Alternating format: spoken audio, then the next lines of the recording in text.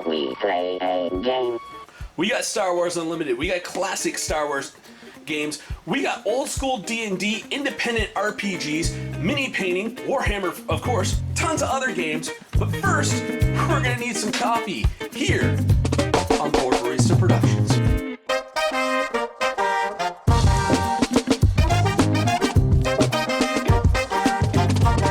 Hey everybody, and welcome to Retro Reviews. I'm Fen, that's Tanya. Hi. And this is a review show where we go through my copious amounts of role-playing books, paraphernalia, other tabletop game stuff, and one at a time. And tonight, we're doing the very first ever printed Star Wars RPG module, Tatooine Manhunt. Which is funny because it says Tatooine Manhunt, but this photo is clearly Cloud City, and who you think these bounty hunters are not. The cover is a total fake out because this looks like the lineup of bounty hunters from Empire Strikes Back. And funny enough, they created the miniatures for the role-playing game, and they released the set of the Empire Strikes Back bounty hunters. And then they printed this manual, but you couldn't fight against all of as low-level characters. Fighting against all the bounty hunters from Empire Strikes Back wouldn't be fun. Plus, what if somebody killed one of them? Then you couldn't bring them back for another thing. So these are all the Kmart knockoff versions of Boba Fett and the rest. They're in here. It kind of reminds me of The Mandalorian. The babysitter there that came back and helped out. Yeah, IG-11. This one is IG-72. Oh, okay. Not to be confused with IG-88, who is in Empire Strikes Back. The Gand Feinsman is not Zuckuss. It is Victor Shrike. The Barbell is not Bosk. It is Junjin. And the Mandalorian bounty hunter is none other than Jodo Kast, who in the original Star Wars extended universe was a guy who was a Mandalorian who also bounty hunter. Of course, they're all bounty hunters, but they're the cheap Kmart knockoff. But Jodo Kast ended up getting killed by Boba Fett because he liked to pretend to be Boba Fett. Yeah. And Boba was like, I'm not having any of this, and killed him off. And in true like soap opera fashion, it really wasn't a kill off. Like Jodo survived some time, only to get killed off again. But yeah, so Tatooine Manhunt. I was going to use this in Spandex Squadron, but some of our nefarious nobleman's plans kind of threw stuff out the window, so I did not get to include this into the campaign because it was going to start with we talked about last week, the new recruits Rebel Guns adventure. I was going to tie that one into this one, into another one from the Lords of the Expanse box set. So it was all like going to be like piecing a couple adventures together, and then we started going off on our own thing. So I'm like, okay, some of this stuff is going to get scrapped. And Manhunt was the thing that got scrapped. Okay, so I already covered in the things. Well, I got to back up a bit. I got this for Mr. Paperback. It was this around the same time that I got the Star Wars Adventure Journal #2. Another one that was on sale. So it's an adventure that's set on Luke's home planet of Tatooine, where a group of rebels, which is the players, need to find an ex-Imperial officer who wants to join the rebellion. Only there's a familiar-looking crew of bounty hunters. They're also looking for him, and that's our Kmart knockoffs. So, yeah, I covered that. That was one of the major things that I didn't like about this, because Star Wars fan, I'm like, oh, sweet, I'm going to get the stats for like all the Empire Strikes Back bounty hunters. All the best bounty hunters in the galaxy are going to be in here. This is sweet. Oh, awesome. Open it up. Total letdown. I'm like, how does it even tie into clouds in the false advertisement, fake news right here on the cover? That set me off. Also, the end of the adventure is designed to actually be played as a Star Warriors scenario. Star Warriors was their version of the X-Wing miniatures game, where you had tokens and little cardboard pieces to move around on the game board to represent the X-Wings and Y-Wings and all the other different fighters. But you needed to have that game in order to finish the adventure, or you could just kind of like run it with, or you could just reverse engineer it to run it with the actual spaceship battle rules in the core rule book. So it's like, that's kind of there's some work in here. So teenage me was like, that's not very fun. But I do have my knockoff bounty hunters to be able to run against my players when needed. So I was like, okay, this is kind of fun. So what I did like is it's a good fast-paced adventure. Once it gets going, it's easy to run this in like one night, so make it be a one-shot. Another one of those pile of one-shots to start your campaign to see if the players are like, ooh, we want to keep going with this story. Or if you're just doing like a series of one-shots where you just keep picking up the game every once in a while and nothing's really linked together, this could just be like that one of the random adventures to run. Yeah. One of the things I really liked is it comes with a map. I see that. And not just any map. It's the cantina. It's the cantina on this side. And on this side, it's a map of downtown Mos Eisley. Nice. So you actually can get away with running a bunch of Star Wars adventures on Tatooine, because everyone just wants to go to the Star Wars cantina and they want to go to Mos Eisley. They don't want to go to Anchorhead or Mos Espa. They want to go to Mos Eisley. They want to be in that wretched hive of scum and villainy, or they want to go to Jabba's palace. So with this, I got like half the stuff I needed to run a Mos Eisley adventure. And it does have like a good amount of scenes happen in Mos Eisley. So there's breakdowns of all the different businesses and stuff like that. So it's a reusable adventure if you're operating out of Mos Eisley a lot. And the cantina map is scaled to put your miniatures on it. So it's 1 inch equals 5 feet. So that's good. Another thing I liked about this is the formatting in here is so DM friendly for everything. Like anytime you got to read something out loud to the group, it's all in bold.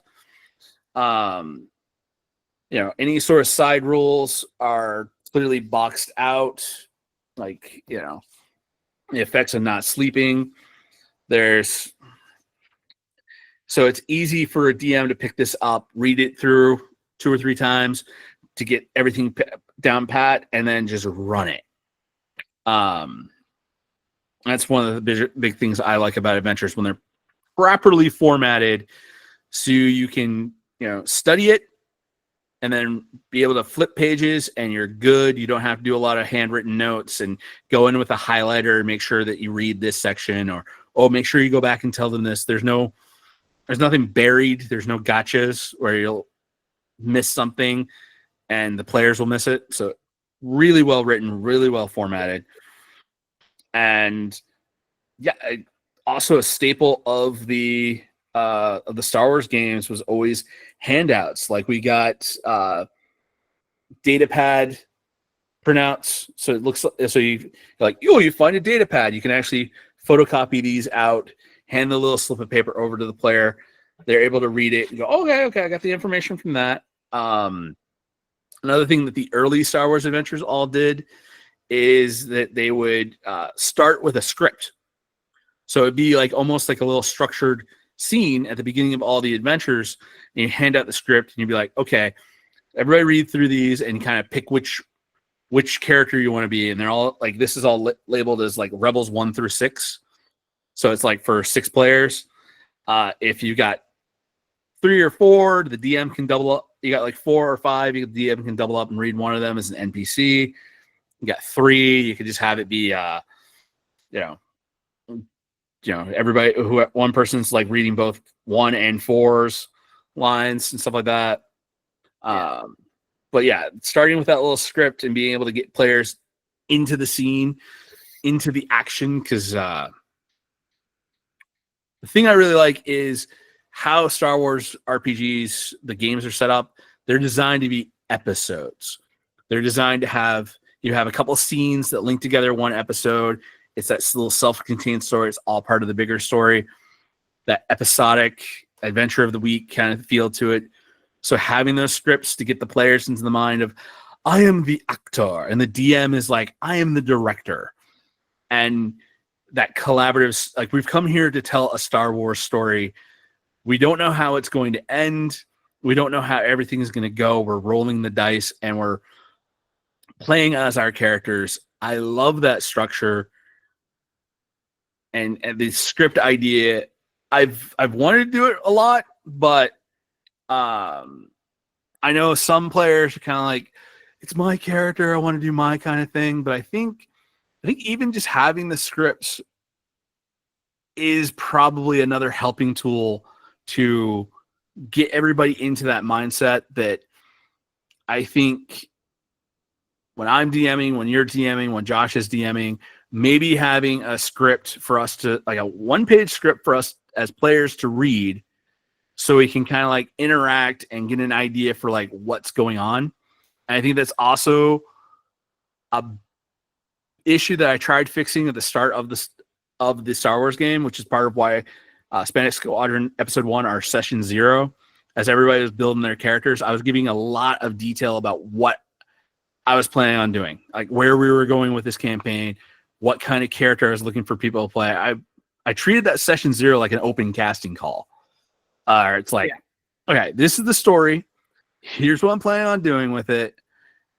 Let's try to make your characters fit this. And I think if we did that with our D&D games, I know Josh really wanted to surprise us with this whole, it's Sesame Street. It's like the Curse of Strahd meets Sesame Street. But I don't want to tell the players that right at the beginning because it's going to ruin the surprise. And I got to keep all these things secret. It's like, no, you don't, because the surprise is like us getting to that end point and you being like, okay, we got to the point where I really wanted to tell this story. Let us in on it. Like Josh let me in on it, and that's what inspired my whole my hookah, Ewok with multiple personality disorder character. and I knew I was gonna do Fozzie Bear at some point. Like he was gonna stop being Elric von Richtenstein, and he was gonna become like Fozzie van Richtenstein. Yeah. So it's like, by you passing out, by your character passing out, we set up camp and we just like chopped a whole section off of the game.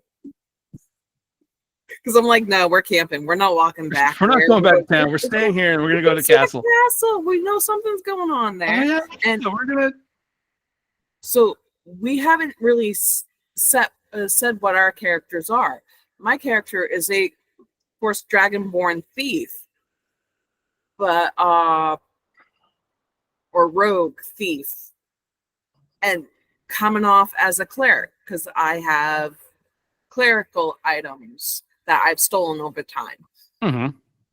I have unique items like the useless bag of the windpipes of the sewer there. Useless pipes of the sewer. Completely useless right now. But I came prepared, and I just got done robbing the, we'll see my success rate, because that will be my first thing of why I don't want to go back to village, because I was in the process of using a particular spell that allows me to actually hide what I take and then float it my way. As I moved about in town, I was robbing, stealing things, little things. Hence why my purse is so much. And for some odd reason, I made 2 quick characters because my son joined the game the last time, and just in case another player showed up, there was a character for him to play.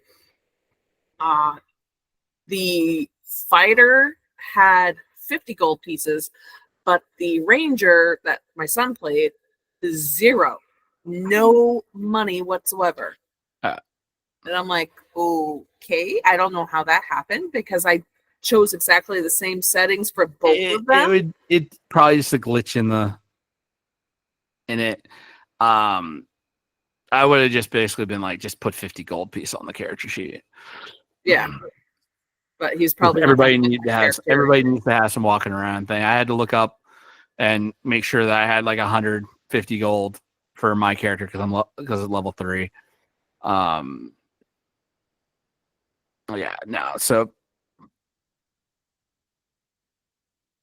yeah, I think looking at some, like, getting back on topic, like looking at some of these early versions of the adventure modules really set the stage for like that, like the how to get into a Star Wars adventure. Like the instant adventures that we reviewed last episode didn't have like a lot of the scripts, but they do show up from time to time.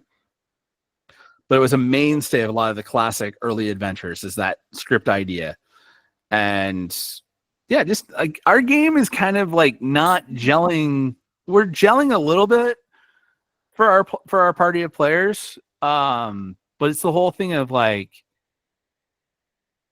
yeah, like nobody really has like I knew that you were some sort of like roguey thing, but the cleric thing wasn't coming through just yet. But then again, I'm lost over my own little world pretending to be all sorts of different characters. And the passing out thing, I wanted it to be like, when my character wakes up, he's going to go back to being Fozzie Bear.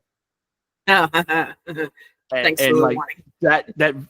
that persona that came out in the fight is just his fight persona.